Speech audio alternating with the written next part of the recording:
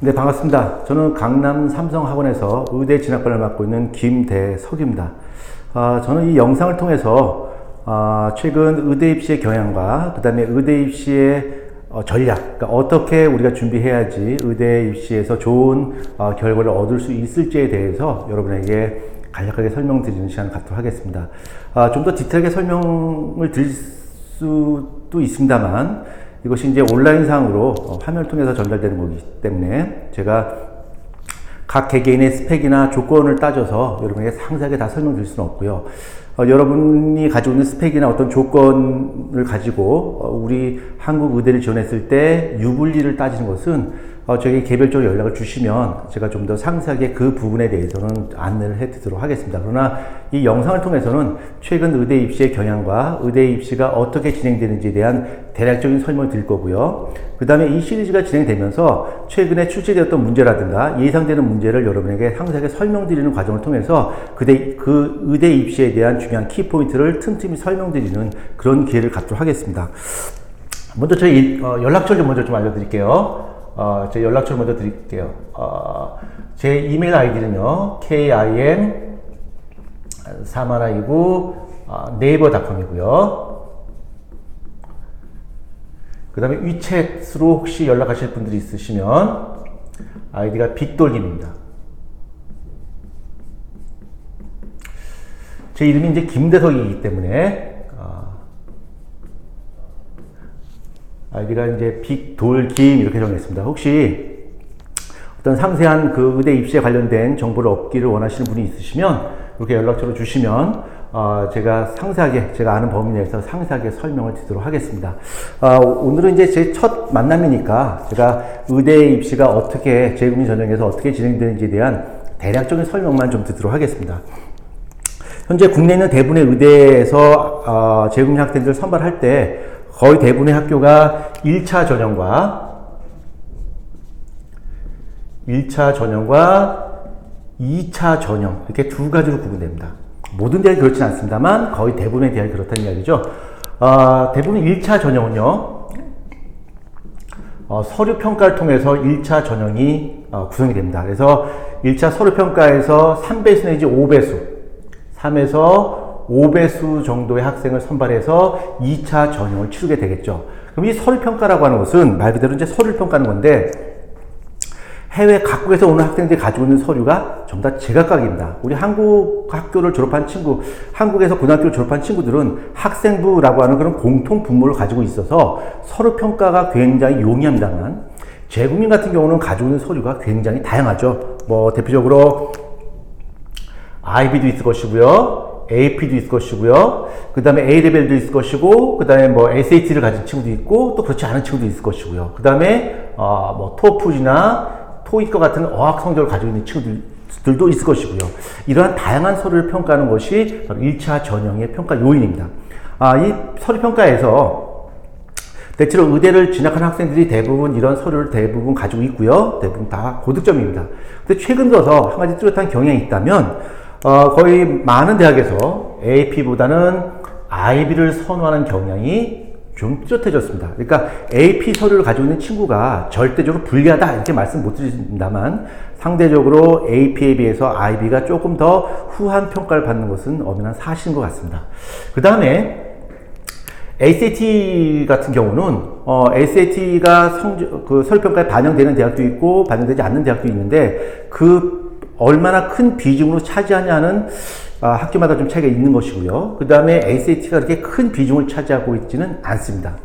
그 다음에 토플이 있는데 이 토플이나 토익은 지방에 있는 지방의대 몇 군데에서는 1차 평가 기준으로서 어학 성적을 평가 기준으로 잡는 학교도 일부 있습니다. 그래서 토플이나 토익을 가지고 1차 선발을 3단 이야기죠. 근데 그 평가 그 기준선 자체가 거의 만점에 육박하는 것이 현실입니다. 그러니까 토익은 무조건 만점이 돼야 되는 거고요. 토플은 한 118점에 근접하는 118점 그 위아래 점수가 돼야지 1차를 기대할 수가 있습니다. 그 다음에 이 서류평가에서 우리가 일반적으로 IB라든가 AP라든가 ACT 이런 건 다 알고 있는데요. 최근 들어서 또 하나의 경향은 이런 서류 말고 기타 서류라는 게 있습니다. 기타 서류라는 게 있는데, 이 기타 서류라고 하는 것은 이런 객관적인 자료 말고 많은 학생이 갖고 있지 않고 나 혼자만 갖고 있는 뭐 올림피아드 성적이라든가 아니면 어떤 대회에 나가서 상을 받았다거나 이런 각종 서류를 우린 기타 서류라 평가할 수 있고요. 그 다음에 이런 기타 서류에 있어서는 그 공신력이 크면 클수록 더 좋은 평가를 많이 받습니다. 그러니까 올림피아드라든가 이런 좀 객관성이 담보가 된 그런 자료일수록 좀 후한 평가를 받을 수 있고요.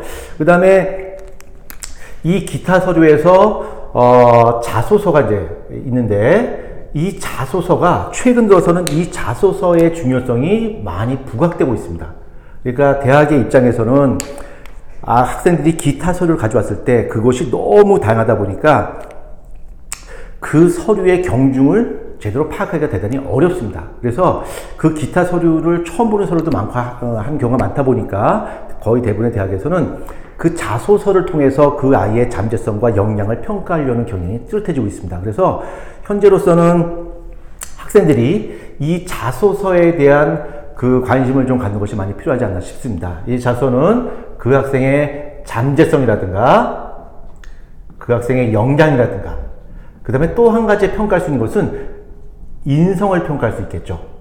만약에 내가 의사가 되고자 하는 지원 동기가 어려운 사람을 위해서 내가 희생하는, 봉사하는 그 의사 선생님이 되고 싶어요 라고 지원 동기를 적었다면, 아무 내용 없이 그 내용만 썼다면 그 내용의 신뢰성이 입증이 될 수 없겠죠. 그러나 내가 다양한 학교 활동이라든가 대외 활동 또는 다양한 액티비티를 통해서 내가 봉사활동을 꾸준히 했고, 그 봉사활동을 통해서 내가 내가 의사가 되어서 어려운 사람을 돕겠다라고 하는 것을 내가 몸소 체험하고 느꼈다면, 똑같이 봉사하고 희생을 이야기하지만 그 신뢰성에서는 차이가 생길 수 있다는 이야기겠죠.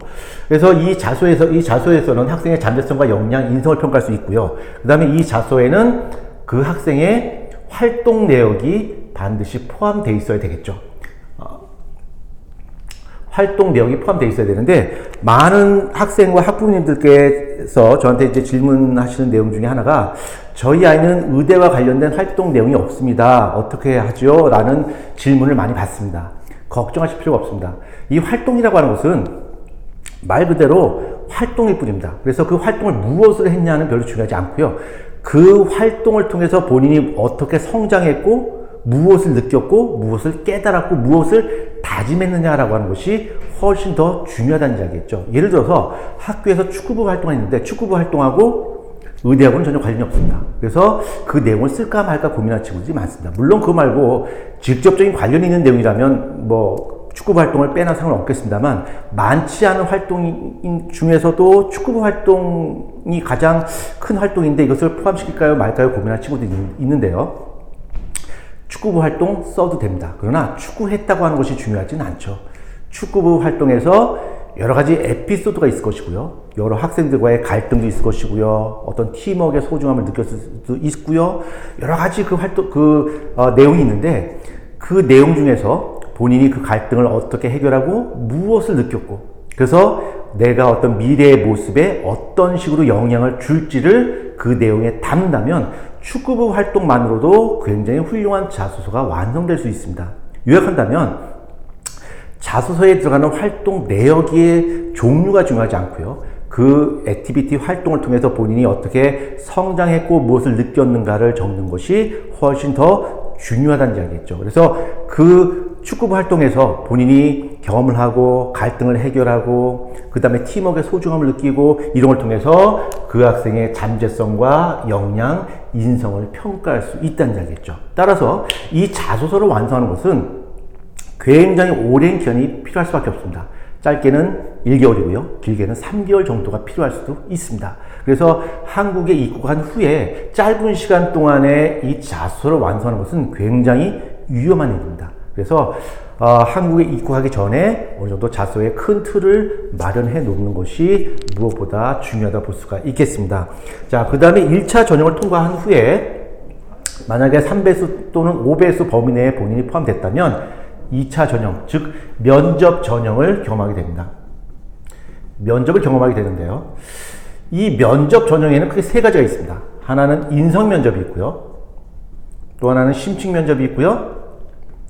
또 하나는 학생들을 괴롭히는 MMI가 있습니다. 인성이라고 하는 것은 학생의 말 그대로 인성을 평가하는 질문이겠죠.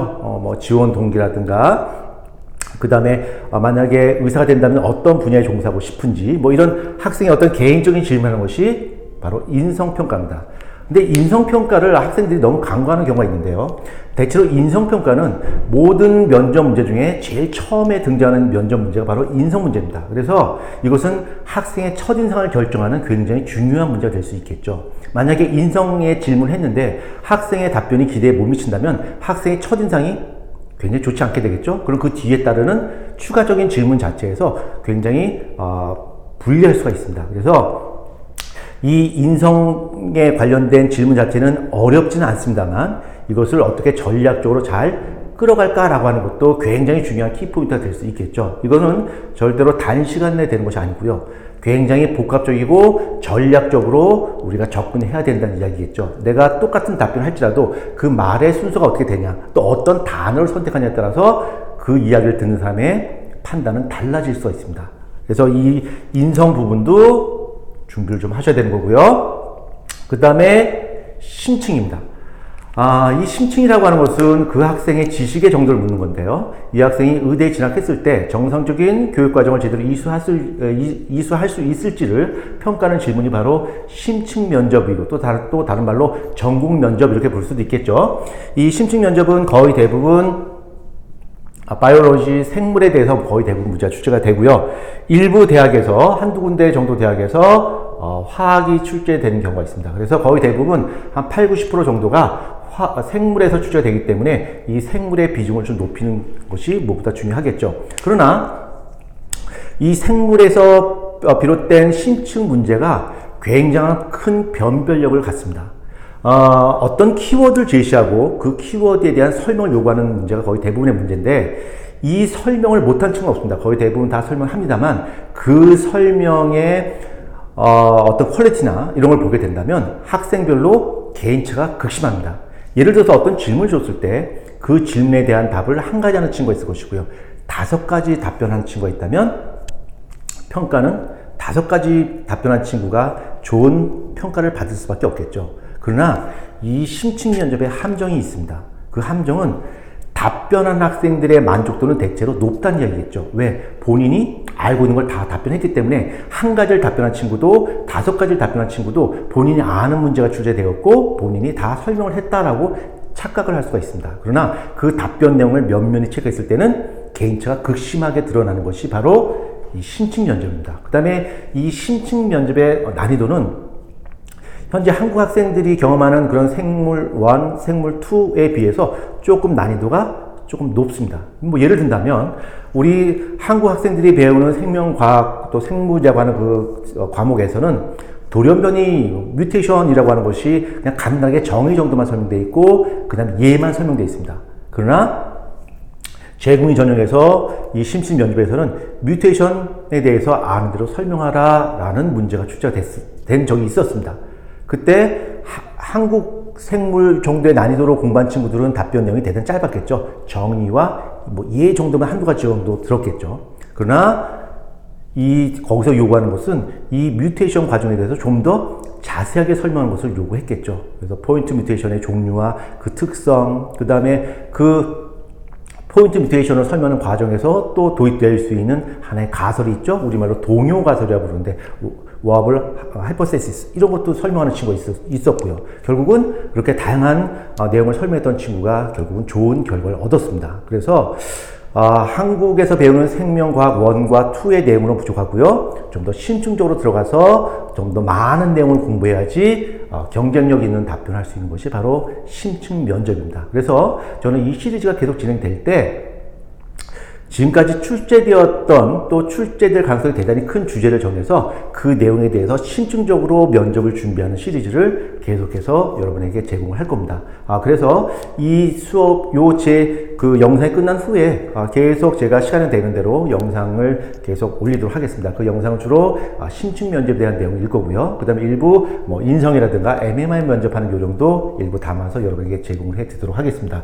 자, 면접이 진행되는 세 번째 패턴은 MMI라고 하는 건데요. 이 MMI라고 하는 것은 우리말로 해석한다면 뭐 상황 면접이 되겠죠. 그래서 어떤 제한된 상황을 주고서 그 상황에 본인이 만약에 처한다면 어떤 선택을 할 것이고 어떻게 행동할 것인가를 묻는 거죠. 그래서 이 인성 면접이라고 하는 것은 학생들이 준비된 답변을 하기 때문에 그 학생들이 하는 답변을 신뢰할 수 없다라는 출발점에서 시작한 것이 바로 MMI입니다. 그래서 그 사항을 주고 그 사항에서 학생이 어떻게 판단하고 어떻게 생각하고 하는 것을 평가하는 것이 바로 MMI인데, 대부분의 학생들이 MMI 면접을 접한 적이 없기 때문에 굉장히 혼란스러워하는 경우가 많습니다. 그래서 이 MMI 면접을 준비할 때 있어서 가장 중요한 것은 MMI에서 원하는 것이 무엇인가, 그러니까 이 평가를 통해서 나의 무엇을 평가하고자 하는 것인가를 본인이 알고 있다면 굉장히 쉽게 수월하게 잘 진행할 수 있습니다. 그래서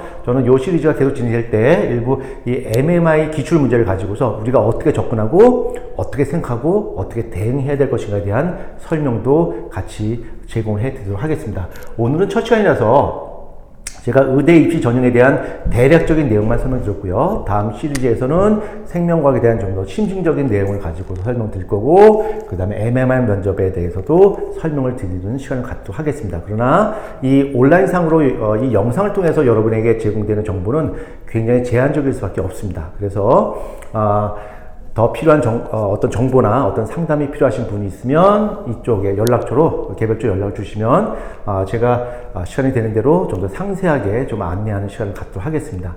다음 시리즈부터는 좀 더 좋은 내용으로 여러분을 찾아뵙도록 하겠습니다. 감사합니다.